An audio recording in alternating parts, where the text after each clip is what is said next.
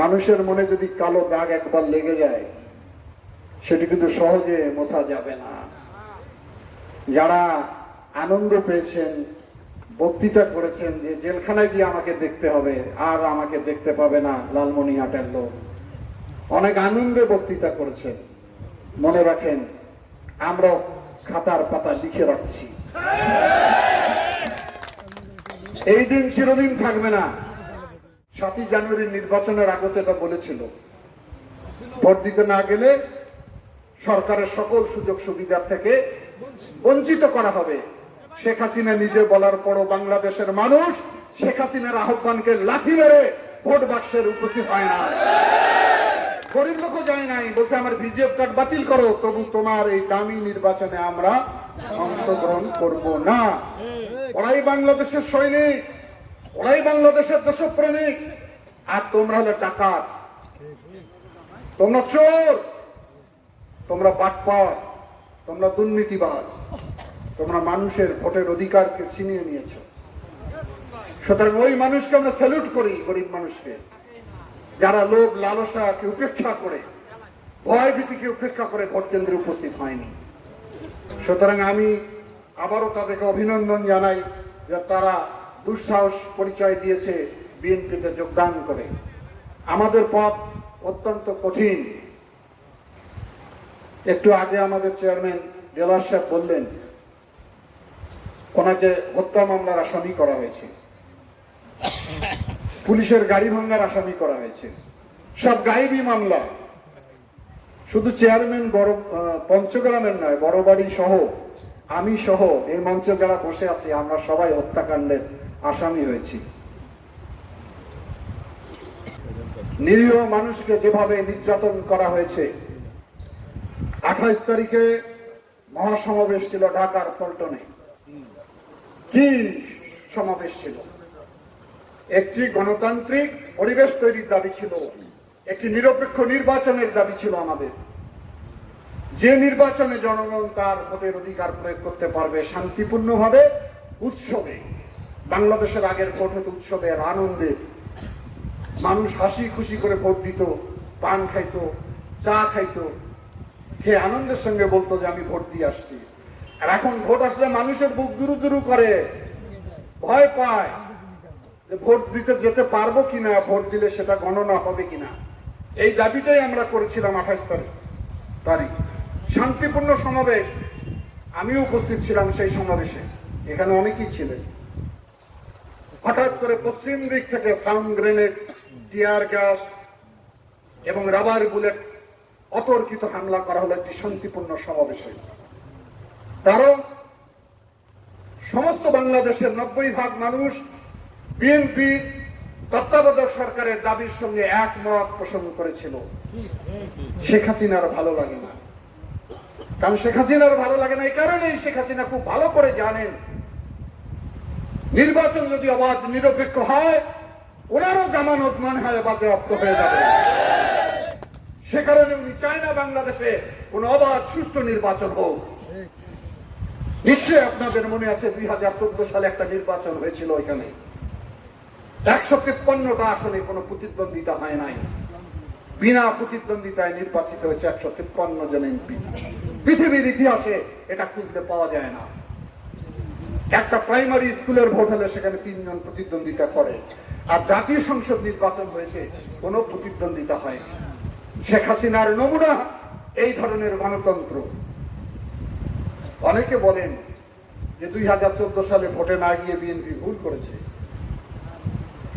তাদের কথার প্রতি শ্রদ্ধা জানিয়ে 2018 সালে আমরা নির্বাচনে গিয়েছিলাম। শেখ হাসিনা বলেছে আমি বঙ্গবন্ধুর কন্যা, আমাকে বিশ্বাস করতে পারে। বিশ্বাসে কি করেছে আপনারা জ্বলন্ত সাক্ষী। এখানে আমি প্রার্থী ছিলাম 2018 সালে, রাতের বেলা ভোট শেষ, সকাল বেলায় ভোটাররা ভোট কেন্দ্রে গিয়ে শোনে ব্যালট নাই। ব্যালট কোথায় গেল? রাতে পুলিশ, প্রিজাইডিং অফিসার, আওয়ামী লীগের পান্ডা গুন্ডা সন্ডারা বাক্স ভর্তি করে রেখেছে। 1 ঘন্টা ভোট হয়েছে মাত্র, 86,000 ভোট পেয়েছি আমি। আর আধা ঘন্টা ভোট হলে তো জিএম কাদের এখানে পরাজিত হতো। এই হলো বাংলাদেশের ভোট। ওনাকে বিশ্বাস করেছিলাম আমরা, বিশ্বাসের নমুনা দেখেছেন। মাত্র 6টা আসন পেয়েছি আমরা। বিএনপির মতো একটি রাজনৈতিক দল 6টা আসন পেয়েছি। শেখ হাসিনার গণতন্ত্র। আর 24 সালে 7ই জানুয়ারির ভোট তো বুঝে নেই। আমি ডামি মামি, ওনারাই নিজেরা খেলে। সেই খেলায় তো বিএনপি ছিল না, তারপরে ভোট চুরি করতে হয়েছে, তারপরও সিল মেরেছে। এখানে একটা নাবালক ছেলে দাঁড়িয়েছিল এই আসনে, আমরা তখন ঢাকায় ফলত সেই নাবালক ছেলের কাছে বর্তমান দামি এমপি পরাজিত হয়েছিল। যদি দুপুরের পর সিল না মারে তাহলে উনিও এমপি হতে পারেন না, কারণ উনি এমপি হওয়ার যোগ্যতা রাখে না। ওনার দলের নেতা এক পটোয়ারি উপজেলা চেয়ারম্যান ওনাকে হারিয়েছে, চেয়ারম্যান হওয়ার যোগ্যতা রাখে না, উনি হচ্ছেন এমপি। সেই পটোয়ারি সাহেব এবার জেলা চেয়ারম্যানে দাঁড়িয়ে একটা ভোটও পায় না। প্রস্তাবকারী যিনি ছিলেন, সমর্থনকারী, আমি জীবনে শুনি নাই তারাও ভোট দেয়। বলেন,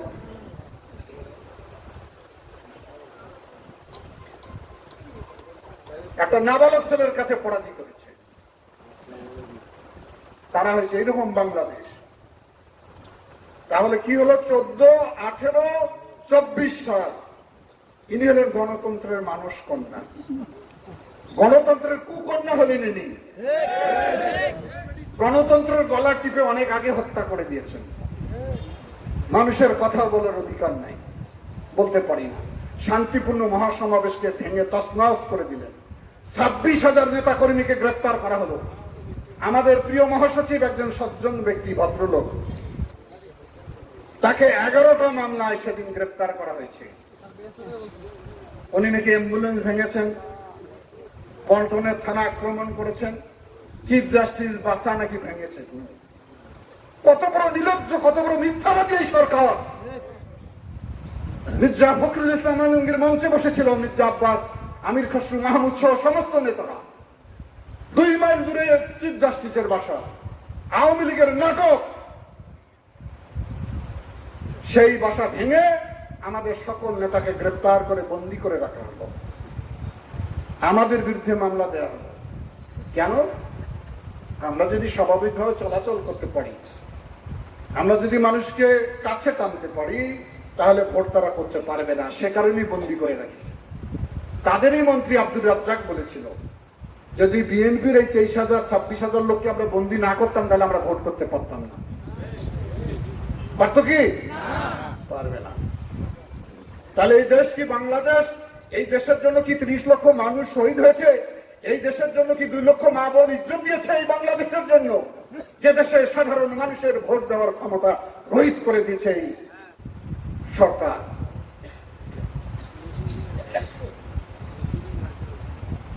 সরকার শুধু জনগণের ভোটের অধিকার শেষ করে দেয়নি, এ সরকার বাংলাদেশকে একটা ভয়াবহ দেশ পরিণত, ভয়ঙ্কর দেশ, অসহনীয় দেশ। কেউ জোরে কথা বলতে পারে না। আমি যদি কথা বলি আমার বিরুদ্ধে মামলা দিয়ে দেয়। কি অপরাধ করেছি?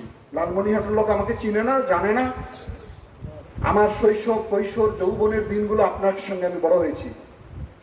কোন অপরাধের সঙ্গে আমি জড়িত? কে বলতে পারবে? আমার আমলে আমি যখন এমপি মন্ত্রী ছিলাম, আপনাদের প্রতিনিধি ছিলাম, একটা লোকে মুখে হাত দিয়ে বলতে পারবে না যে দুটো মন্ত্রীর কাছে গেলে কোনো ঘুষ নিয়ে কোনো চাকরি দিতে হয়েছে।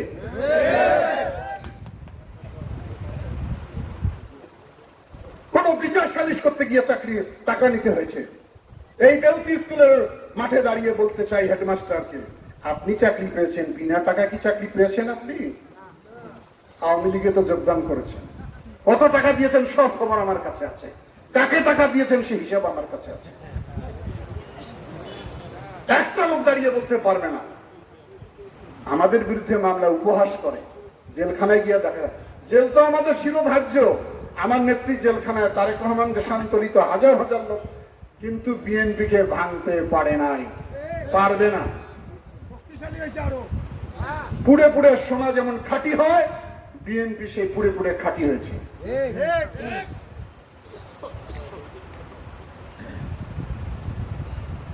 সরকারের একজন আছে সাধারণ সম্পাদক, সেটা আমি বলি না, সারা বাংলাদেশের লোক তাকে টাইটেল দিয়েছে তার বাবা মার নাম পরিবর্তন করে, তবুও ন্যূনতম কোনো লজ্জা নাই, বলেই যাচ্ছে। বাংলাদেশে এখন মাঝে মাঝে বলি সত্য কোনটা মিথ্যা কোনটা এটা আমি নিজে বুঝতে পারি না। এমন ভাবে মিথ্যা বলতে বলতে সত্য হারিয়ে গেছে বাংলাদেশ থেকে, সত্যের কোনো দেখা নেই। সমস্ত রাষ্ট্রীয় যন্ত্রকে আজকে সরকার কুক্ষিগত করেছে, নানান হয়রানি, বদলি, হুমকি, তারাই এখন ভোট কেন্দ্রে সরকারের পক্ষে ভোট নেয়। এটা বাংলাদেশ কোনোদিন গণতন্ত্র থাকতে পারে না। সারা বিশ্ব নিন্দা জানিয়েছে। একটু আগে এক লোক বলল আমাকে, আওয়ামী লীগের এক নেতা এক বিচারে প্রায় 3 লাখ টাকা নিছে। আমি বললাম তুমি একটু কথা বলো ওর সঙ্গে, টাকাটা যেন ফেরত দেয়। তা বলে কথা ফেরত না দিলে আমি সবাইকে জানাবো, গন্ধ উঠবে না। আমি পচা জিনিসের গন্ধ হয় কবে রে ভাই? ওদের কোনোদিন গন্ধ হয়েছে নাকি? দুর্গন্ধে তো এমনি ছাইলা, ওদের লজ্জাও নেই। সাম্প্রতিক সময় একটা ভোট হয়েছে লালমনিরহাট জেলায়, জেলা পরিষদের ভোট। কে জেলা পরিষদের চেয়ারম্যান হয়েছে শুনছেন? সেও আওয়ামী লীগের, আমাদের লোক তো দাঁড়ায়নি। একটা ইউনিয়নের চেয়ারম্যান, হাতিবান্ধায় বাড়ি, শ্যামল না, আবু বকর সিদ্দিক শ্যামল। হারাইছে কাকে? এমপি। এই সফরের সঙ্গে ছিল কারা? 3 মন্ত্রী, এমপি, দামি এমপি, সবাই। শুধু থাকা নয়, এদের ন্যূনতম লজ্জা নাই। এরা ইউনিয়ন পরিষদে এসে চেয়ারম্যান মেম্বারদেরকে ঘুষ দিয়েছে, টাকা দিয়েছে। যারা নিজেরা অপরাধ করে, ঘুষ দিয়ে টাকা ভোট কিনতে চায়, তারা কোনোদিন আত্মসম্মান নিয়ে রাজনীতি করতে পারে না। আমার বক্তৃতা সবাই শুনছে, চেয়ারম্যান মেম্বারও শুনছেন। আপনাদের বাড়ি বাড়ি টাকা পৌঁছায় দিতে পারে নিজেরা, এমপি মন্ত্রী নিজেরা, কারণ তারা জানে যে তাদেরকে কেউ বিশ্বাস করে না, এবং তারপরও জিততে পারে নাই। এক চেয়ারম্যানের কাছে 2 মন্ত্রী পরাজিত হয়েছে, 2 এমপি পরাজিত হয়েছে। লজ্জা থাকলে সেদিনে কচু গাছের মধ্যে ফাঁসি দিয়ে মরা উচিত। এরাই হলো নেতা, বিরাট বাহাদুর। এখন খালি স্বপ্নে দেখতেছে যে উপজেলা চেয়ারম্যানিতে বিএনপি কোন ক্যান্ডিডেট দেয় কিনা। আরে শেখ হাসিনার আওতায় আমরা কোনো ভোট করব না, এটা তো আমাদের সিদ্ধান্ত। তারপরেও নাকি রাত্রে ঘুমায় না, চমকি ওঠে যে আমরা কোনো ক্যান্ডিডেট দেই কিনা। আমাদের তো দেওয়ার দরকার নাই, প্রার্থী তো নাই। কালীগঞ্জের চেয়ারম্যানে দাঁড়াইছে চাচার মন্ত্রীর ছেলে আর তার ভাই মাহবুবুজ্জামান আর রুকনুজ্জামান। আর লোকের দরকার কি? বাংলাদেশের বিভিন্ন পত্র পত্রিকার খবর বেরায়, স্বামী আর স্ত্রী দাঁড়িয়েছে, বাপে বেটি দাঁড়িয়েছে, ভাইয়ে ভাইয়ে দাঁড়িয়েছে। সমস্ত রাষ্ট্র ওদের। ভোটার কি ভোট কেন্দ্রে যাবে ভাই? কোনো আনন্দ আছে? এই যে 7 তারিখের যে 7ই জানুয়ারি ভোট এসে গেছিলেন নাকি ভোট কেন্দ্রে? কেউ গেছিলেন নাকি? এমপি হয়ে বসে আছে, হ্যাঁ, বিয়া শাদী নাই, ছাওয়া হয়ে গেছে।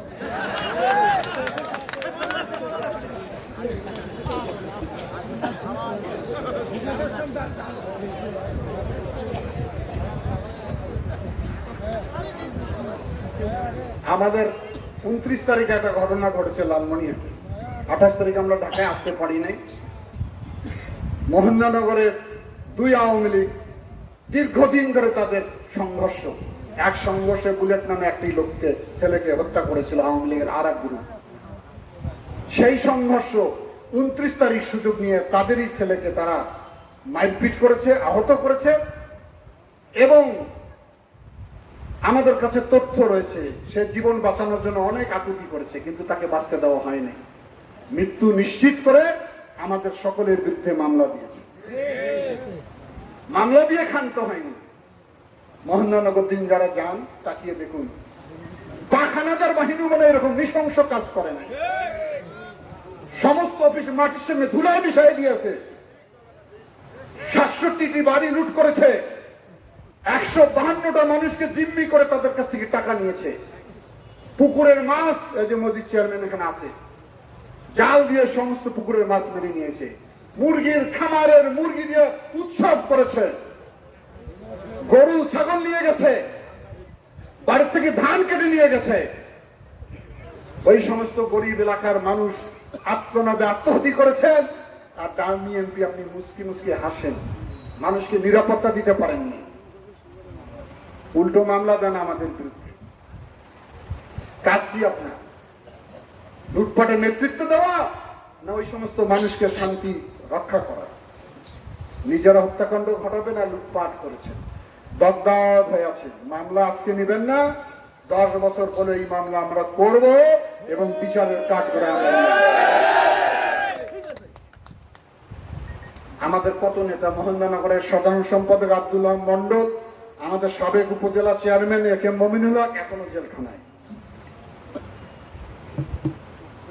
জাহাঙ্গীর আমাদের ছাত্রদল আহ্বায়ক, সেও জেলখানায়। আমাদেরকে জেল দিয়ে ওনারা খুব আনন্দ পায়। আনন্দ একসময় নিরানন্দ হবে। ঠিক পথে চলেন, প্রতিহিংসা রাজনীতি বাদ দেন। আমি আর নাম কার উচ্চারণ করতে চাই না। নির্বাচনকালীন যে সমস্ত অশ্রব্য অশ্লীল বক্তব্য আমার বিরুদ্ধে দেওয়া হয়েছে, সমস্ত রেকর্ড আমার কাছে আছে। আমি নামটা জীবন উচ্চারণ করি না বক্তৃতায় তাদের।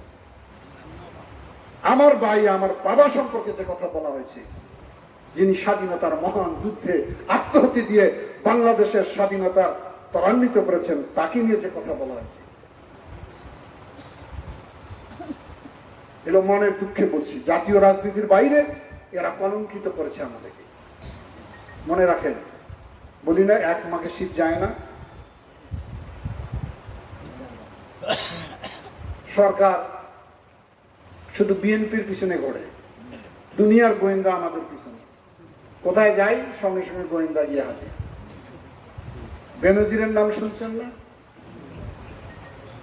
সাবেক আইজিপি, পুলিশের মহাপরিদর্শক, বিরাট মহাপরাক্রমশালী।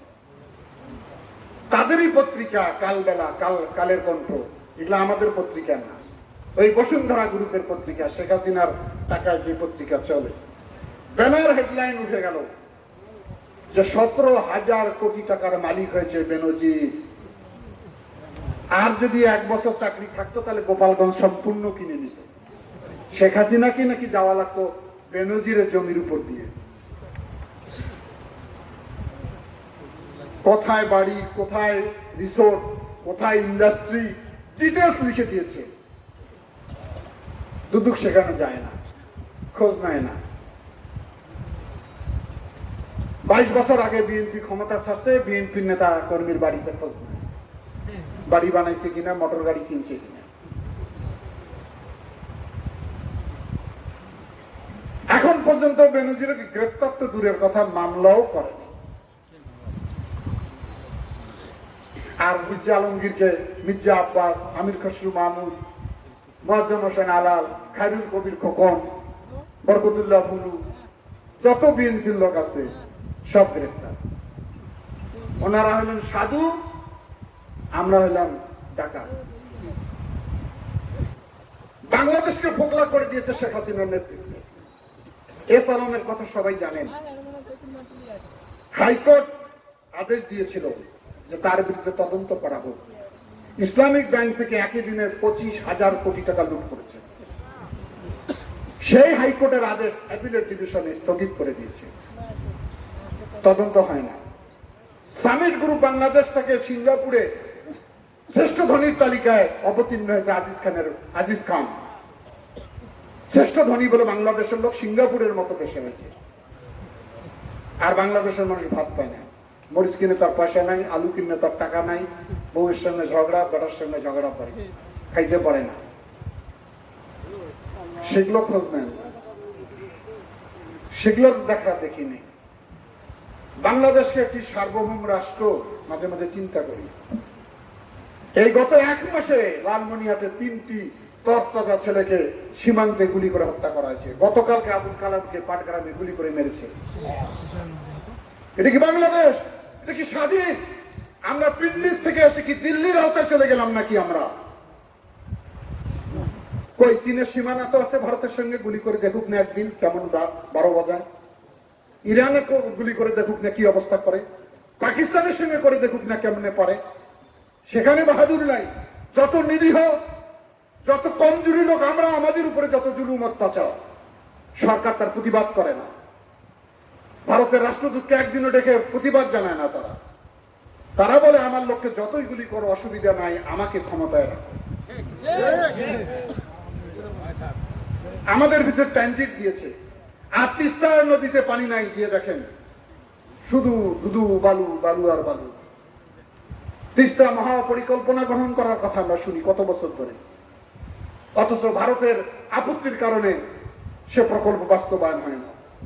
1 ফোঁটা পানি আনতে পারে না। তারপরও সরকার বলে পানিরও দরকার নাই, কোনো কিছুর দরকার নাই, আমাকে তুমি ক্ষমতায় রাখো। বাংলাদেশের লোকের ভোটে ক্ষমতায় থাকতে চায় না, এই জন্য দেশ স্বাধীন হয়নি।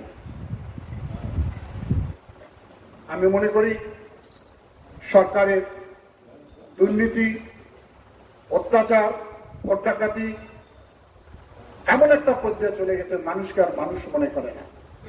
এমন কোন প্রতিষ্ঠান নেই যেখানে অন্য দলের, অন্য মতের কোন লোকের কোন প্রতিনিধি আছে, কোথাও নাই। মসজিদ কমিটি যা দেখবেন ওরা, মাদ্রাসায় ওরা, মন্দিরে ওরা, স্কুলে ওরা, কি আর কাবিকে আসে ওরাই বেছে। পাবলিক তো কিছুই জানে না। টাকা দেওয়ার আগেই কন্ট্যাক্ট করে, 2 লাখ টাকা দিব, মসজিদ পাবেন 40,000, বাকি 1,60,000 আমার। আর এই যে ভাই ঈদের যে ভিজিএফ কার্ড দিয়েছে, সেই ভিজিএফ কার্ডও ঠিক মতো বিতরণ হয়নি, গরিব মানুষ পায় নাই। আওয়ামী লীগের নেতারা বিক্রি করে দিয়েছে। বিভিন্ন জায়গা থেকে এগুলো খবর প্রচারিত হচ্ছে। কারো কোনো দাম নেই আমাদের কোনো মর্যাদা। আমাদের হলো কোর্টের বারান্দা আমাদের ঠিকানা। একটা সুষ্ঠু মানববন্ধন করতে পারে না দেশের কোথাও, সেখানে হামলা। এই অবস্থার পরিবর্তন হওয়া প্রয়োজন।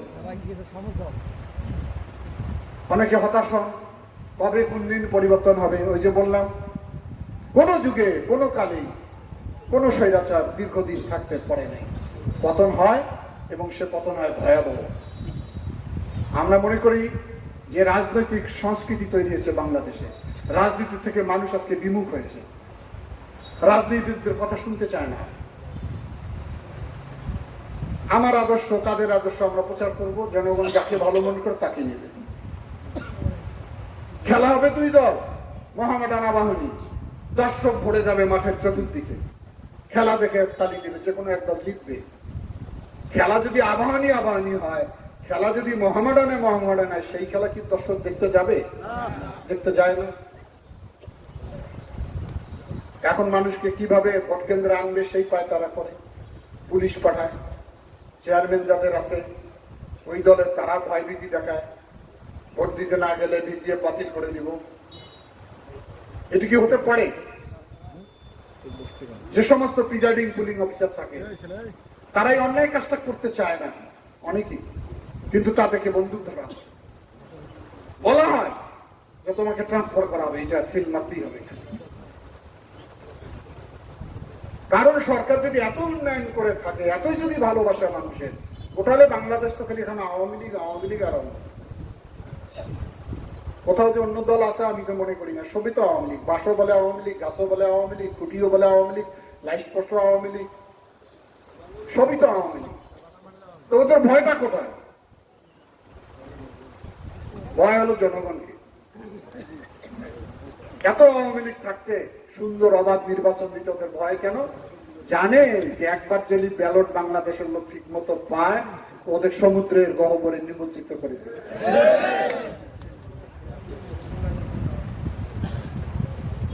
সে কারণে আমি মনে করি যে এই আন্দোলনের সমাপ্তি হবে তখনই বিএনপি ততদিন লড়াই করবে।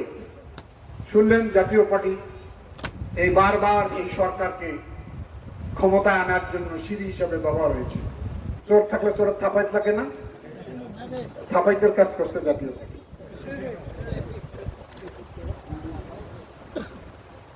সে কারণে আজকে বাংলাদেশের জাতীয় পার্টি নির্মূল। 26টা সিট দিছে শেখ হাসিনা, বলে এইটাতে জিতে আসে, সেটা তো জিততে পারে। বলা আমার ঠিক হবে না, গোলাম মোহাম্মদ কাদেরও রংপুরে ঠিক মতো জিততে পারে নাই, জিততে পারে নাই। 3 ঘন্টা বন্ধ রেখে রেজাল্ট দিতে হয়েছে তাকে। তারপরও তারা কি করবে? উপজেলা পদ্ধতি ঈশ্বর সাহেব চালু করেছেন। ওনাদের সাধারণ সম্পাদক মজিবুল হক চুন্নু বললেন, আমরা তো ভোট বর্জন করতে পারি না। বলে কেন? বলে এটা তো আমাদের প্রেসিডেন্টের প্রতিষ্ঠিত কর্মসূচি। তা প্রার্থী দেন। বলে মনোনয়ন পত্র নিয়ে বসে আছি, বাংলাদেশ থেকে কেউ জাতীয় পার্টির মনোনয়ন নিতে আসে না। সুতরাং দালালি করলে দালালেরও বিচার বাংলার মানুষ করে ফেলেছে ইতিমধ্যে। আমি একজন বললো না যে জাতীয় পার্টির 2 জন চেয়ারম্যান, এই দল শেষ। সুতরাং লড়াই করবে বিএনপি দেশপ্রেমিক দল হিসাবে। যতদিন আমাদের বাংলাদেশের মানুষের ভোটের অধিকার আমরা প্রতিষ্ঠা করতে পারবো না, ততদিন আমাদের লড়াই চলতে থাকবে। এই লড়াই তখনই সমাপ্তি ঘটবে যখন এই দুর্নীতিবাদ ভোটচোর সরকারের পতন হবে, একটি গণতান্ত্রিক সরকার গঠন হবে, আলোকিত বাংলাদেশ হবে, মানবিক বাংলাদেশ হবে। তখনই আমরা আমাদের আন্দোলন থেকে আমরা ক্ষান্ত হব।